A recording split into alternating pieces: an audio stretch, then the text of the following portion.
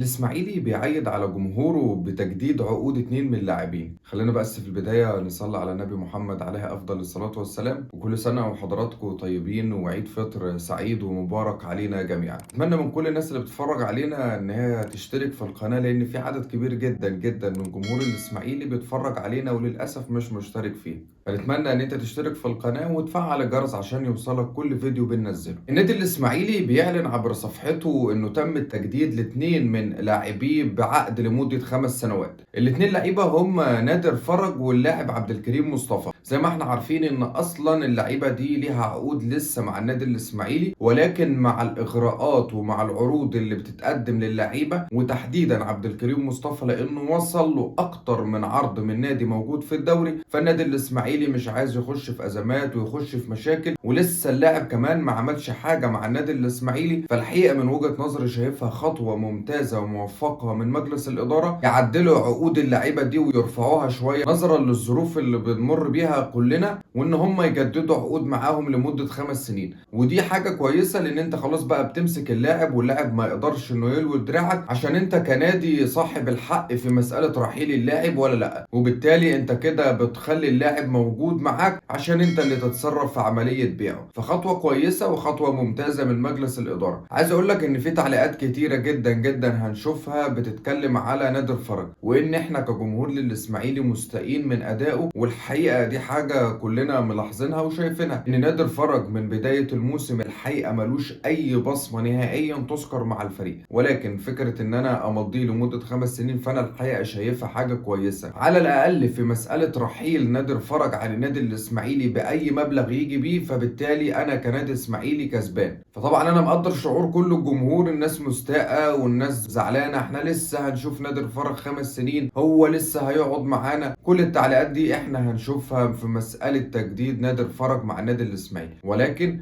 وجهة نظري شايفها ان هي خطوة ممتازة ان انا اللعيبة الصغيرة اللي موجودة في الفرقة احاول ان انا اعدل عقودها وكمان اجدد معاهم للنادي الإسماعيلي. فدي خطوة كويسة جدا تحسب لمجلس الإدارة الصراحة انه اخدها. يعني فكرة ان انا كمجلس إدارة بحافظ او بخلي اللعيبة اللي موجودة معايا لفترة زمنية قدام، كمان فكرة التجديد ده بيدي حالة من الاستقرار على الفريق. فانت كمان كلاعب بتلعب جوه الفريق خلاص انت مطمن على مستقبلك، عارف عقودك في السنة كام، عارف ان انت مكمل مع النادي، وعارف وراضي ان اي عروض خارجية هتجيلك خلاص لازم ترجع للإدارة ويتم الاتفاق بينك وبينها. فانا الحقيقة شايفها خطوة مميزة. نادر فرج اتمنى ان هو يبص على التعليقات اللي موجودة، زي ما انا كتبت في تعليق كده على صفحة النادي الرسمية وقلت اتمنى ان نادر فرج يبص على تعليقات جمهور الاسماعيلي ويعرف قد ايه هو مقصر في حق النادي ومقصر في حق نفسه. فاتمنى ان الفترة اللي جاية ومع وجود الكابتن تامر مصطفى نادر فرج يبتدي بداية جديدة، لان زي ما قلت لك من بداية الموسم لحد دلوقتي الحقيقة ملوش اي تأثير خالص مع الفريق. فانا اتمنى ان نادي الاسماعيلي ما يخسروش، واتمنى احنا كمان كجمهور ما نخسروش، لان احنا بصراحة كل ماتش بنطلع ننتقد نادر فرج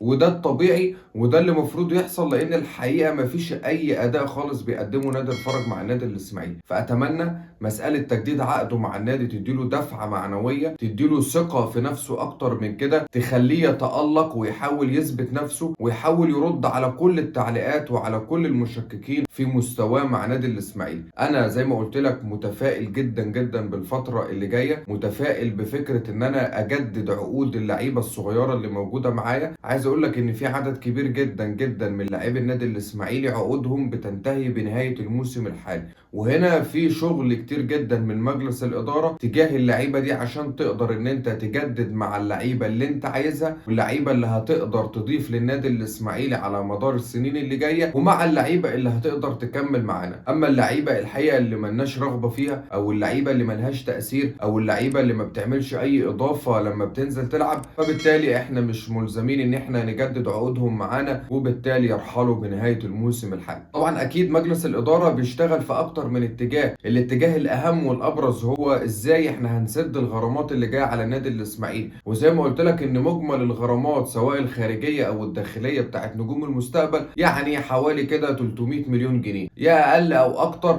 بس هي بتلعب في الحته دي. فطبعا الناس زي ما قلت لك في الفيديو بتاع امبارح لو انت ما اتفرجتش عليه، ان الناس خلاص هتبدا ان هي تاخد كارد عشان تخلص من كل المشاكل والازمات مره واحده، وما نفضلش عايشين في الصداع ده كتير. كمان زي ما قلت لك ان الناس بتحاول تشوف حل لازمات النادي الاسماعيلي الماليه. كمان الناس شغاله على الملف بتاع التجديد بالنسبه للعيبه، والناس بتشوف مين اللعيبه اللي هتقدر تكمل مع النادي الاسماعيلي او اللي النادي الاسماعيلي هيستفيد منها. في شغل كتير جدا جدا الفترة اللي جاية، فأتمنى إن مجلس الإدارة يفرض حالة من الاستقرار داخل الفريق، لأن الفترة اللي جاية محتاجة تكاتف كل الجمهور كمان مع الجهاز الفني. النادي الإسماعيلي بيجدد عقود لاعيبته نادر فرج وعبد الكريم مصطفى، والحقيقة أنا مبسوط جدا جدا من فكرة إن إحنا بنعدل وبنجدد كمان لعبد الكريم مصطفى، لعيب مهم جدا جدا مع النادي الإسماعيلي. في بداية تواجده مع فترة إيهاب جلال الحقيقة كان بيقدم أداء رهيب جدا جدا، وكلنا تفائلنا بيه خير. ولكن في الفترة الأخيرة وآخر فترات الكابتن حمد إبراهيم شفنا طبعا مستوى كارثي كارثي من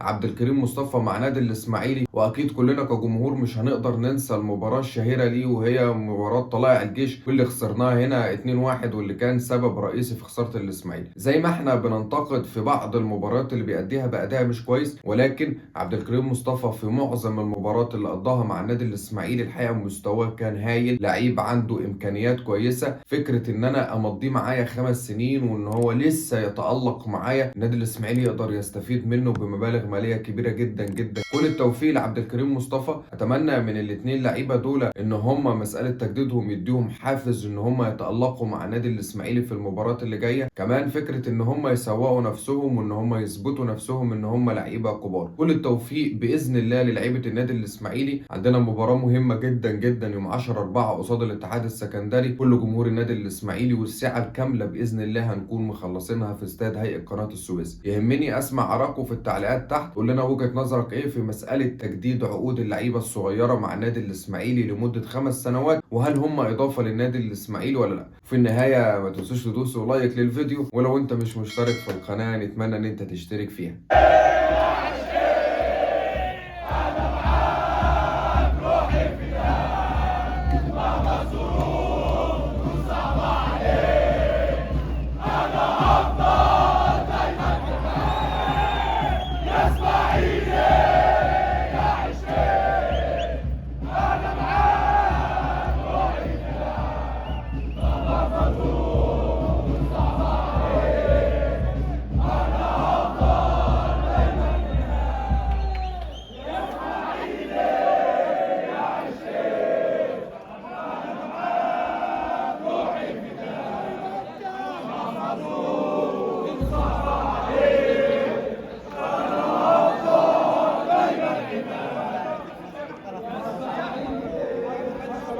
احنا الدراويش، انا الاسماعيلي، انا الفن والحرفنه واللعب البرازيلي من ايام رضا وشحته والعربي وميمي درويش. والدراويش هم الدراويش، الدراويش هم الدراويش.